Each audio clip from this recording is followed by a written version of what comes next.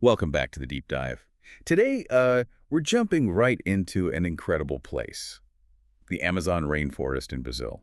Our goal, like always, is to really pull out the key insights from the materials you shared about why it's so important, globally speaking, and, Right. the amazing life found there. Yeah, and it really is a place. Well, the scale is just immense. We're talking about the largest rainforest on the planet. It covers about 5.5 million square kilometers. That's huge. Wow.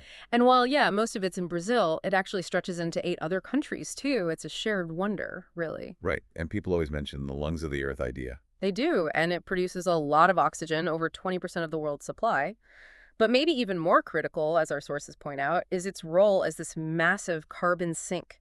Think about it, absorbing billions of tons of CO2. And it even helps drive weather patterns globally. It's like a giant atmospheric engine. A global engine, I like that. And right through the middle runs the Amazon River. Exactly. The second longest river in the world.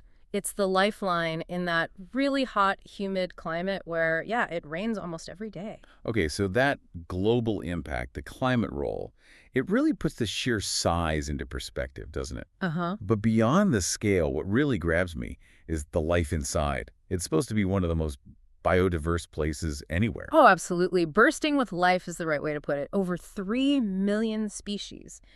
Animals, birds, insects, plants. It's staggering. So you have to wonder, what are some of the really standout creatures living in that kind of environment? Well, it's a real biological treasure trove, like you said, adapting to every little niche. For mammals, you might, if you're lucky, spot a jaguar. The big cat, right? Yeah, the top predator. And Yeah. interestingly, a really strong swimmer, which you might not expect.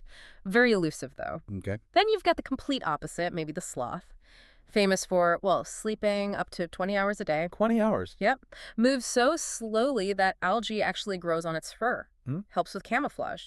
Huh, that's clever. And then there's the capybara. Get this, it's the world's largest rodent. But it's known for being super friendly, really sociable, and loves the water. The world's largest friendly swimming rodent. Okay. That's definitely not what most people picture. So Yeah. that's mammals. What about things like reptiles or amphibians? I imagine there's incredible diversity there too. For sure. Think about the poison dart frog. Tiny little thing, but incredibly vibrant colors. The really bright ones. Exactly, and that color is a warning. Their skin has potent toxins. Some indigenous groups traditionally used it very carefully on their hunting darts, just a tiny amount. Wow, powerful things come in small packages then. Definitely. And then on the other end of the scale, you have the anaconda, just massive, one of the world's biggest snakes. And like the jaguar, also very much at home in the water. Okay, snakes, frogs.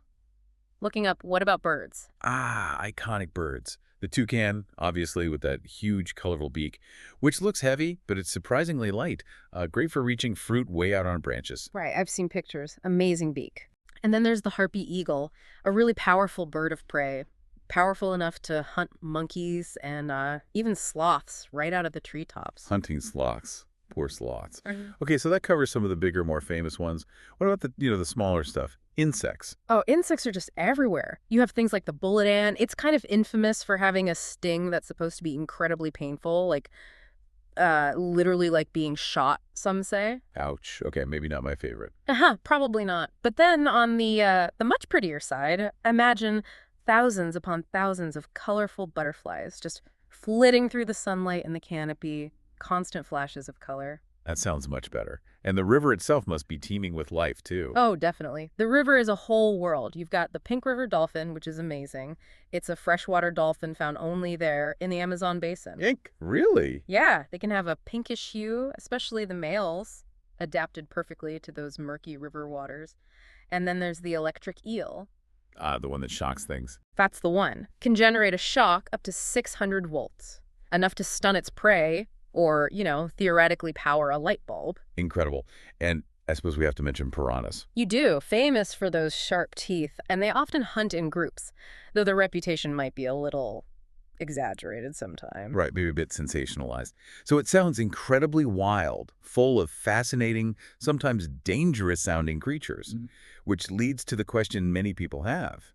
Is it dangerous for humans? Well, that's an interesting point our sources touch on. Yes, there are dangers, but they're mostly part of the natural balance, animal to animal. It's not really the man-eating jungle of movies. And crucially, indigenous tribes have lived there, safely, sustainably for centuries. They understand it. They often play a vital role in protecting it, actually. That's a really important distinction, living with it, not just against it, and connecting that back to the bigger picture. Why is the Amazon so crucial for, well, for all of us globally? It comes back to those points we started with, but also more. Its role in fighting climate change is huge, that carbon storage is vital. But it's also like a massive living pharmacy. A pharmacy? How so? So many medicines we rely on originally came from Amazonian plants. Quinine for malaria from the cinchona tree is a classic example. And scientists believe there are countless other compounds, maybe cures for things like cancer or diabetes, still waiting to be discovered in plants there. It's this irreplaceable resource for global health. Wow.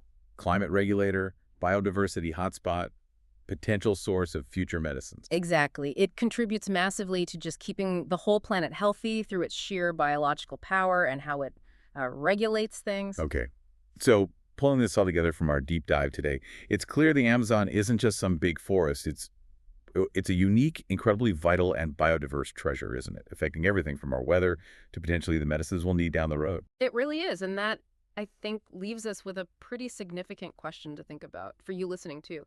If the Amazon plays such a central, interconnected role in climate, in medicine, in just global well-being, what's our collective responsibility? What responsibility do we have to protect an ecosystem that's so unique and so crucial? And maybe what else could it teach us? What more might it reveal if we actually commit to learning from it and exploring it with respect? Thank you for watching. Please subscribe.